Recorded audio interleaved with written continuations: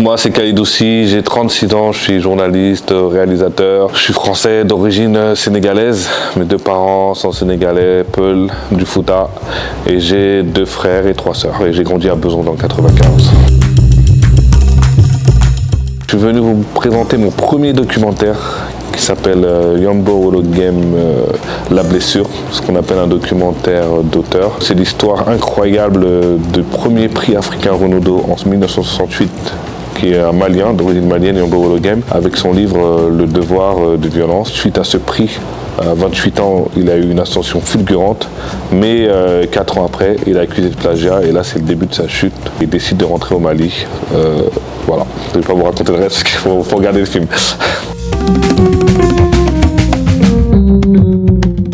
Moi, je suis journaliste depuis une dizaine d'années à France 24 et à TV5 Monde, plus sur l'Afrique.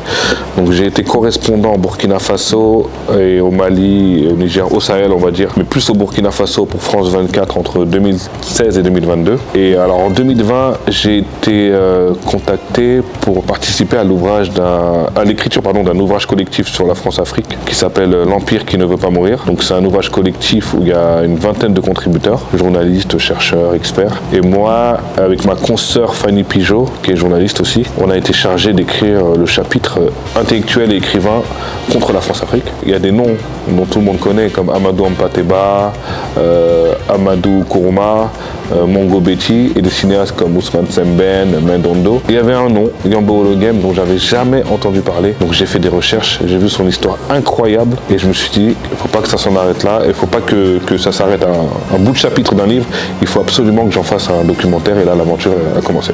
J'ai découvert Yambo Wolo Game en 2020, comme je l'ai dit, et un an après, clin d'œil du destin, il y a Mohamed Bougarsar qui a eu le Goncourt avec son roman La plus secrète mémoire des hommes, qui parle de Yambo Wolo Game, même si on ne parle pas de Yambo dans le livre, mais ça raconte l'histoire de manière romantisée de Yambo Wolo Game. Et là, pour moi, ça a été l'alignement des planètes. Donc j'ai contacté Mohamed Bougarsar, qui était très ravi et qui a participé au documentaire. Donc ça m'a conforté dans mon choix du sujet de mon documentaire et sur le choix du personnage qui est fascinant. Ce qui a été compliqué, c'est que, comme je l'ai dit, j'ai constaté qu'il a été effacé de l'histoire parce que son livre, à l'époque, a obtenu le prix Renaudot, et c'est le premier Africain, comme je l'ai dit, à avoir obtenu le Renaudot, donc c'est quelque chose. On est en 2025, et une soixantaine d'années après, on n'entend pas du tout parler de lui, pas beaucoup d'articles de presse sur lui, il n'y a pas beaucoup d'archives, donc il fallait que j'aille faire des recherches. La difficulté, c'est de trouver des archives qui parlent de lui, et surtout qui parlent de lui quand il est rentré au Mali. Ça a été la plus grande difficulté. Après, il faut le dire, je ne suis pas le premier à m'être intéressé à Yambo Wolo Game. Il y a eu le film de Moussa Wane, qui est un réalisateur malien qui travaillait à l'ORTM, la première chaîne nationale du Mali. Il a fait un documentaire sur Yambo Wolo Game, le Ogon du Yamé, en 2002. Il y a eu aussi Christopher Weiss, qui est un enseignant américain, qui est parti assez varé et qui a rencontré Yambo Wolo Game. Mais à chaque fois qu'on reparlait de Yambo Wolo Game, des années plus tard, ça retombait. Donc on n'arrivait pas à le faire rester tout en haut de l'affiche, à côté des grands auteurs africains dont j'ai parlé tout à l'heure.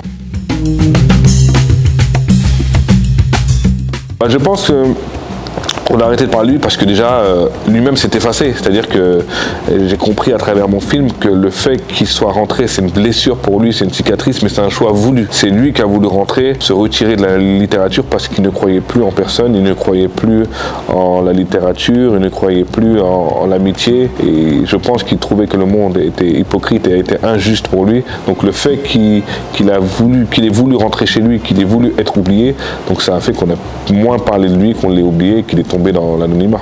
Avec mes recherches, je me suis rendu compte que c'est quelqu'un qui était passionné par ce qu'il faisait et qu'il a une blessure. Il regrette de n'avoir pas pu montrer à la face du monde et à la face d'Afrique ce dont il était capable. Et quand il est rentré, malgré tout le ressentiment qu'il avait contre la France, je pense que, comme je ne vais pas spoiler, mais je pense qu'il voulait continuer d'écrire et de montrer ce dont il était capable.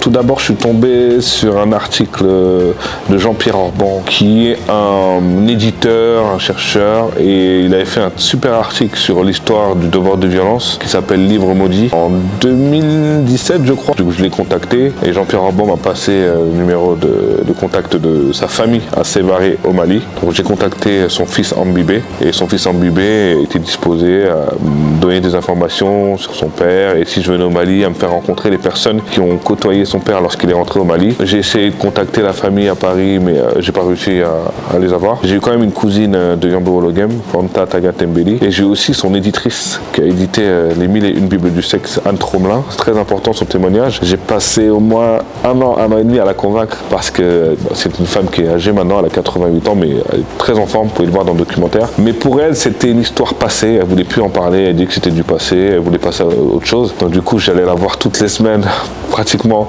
pendant un an, et j'ai fini par la convaincre et je suis très content parce que son témoignage, il est formidable, il est indispensable pour comprendre l'homme et l'œuvre.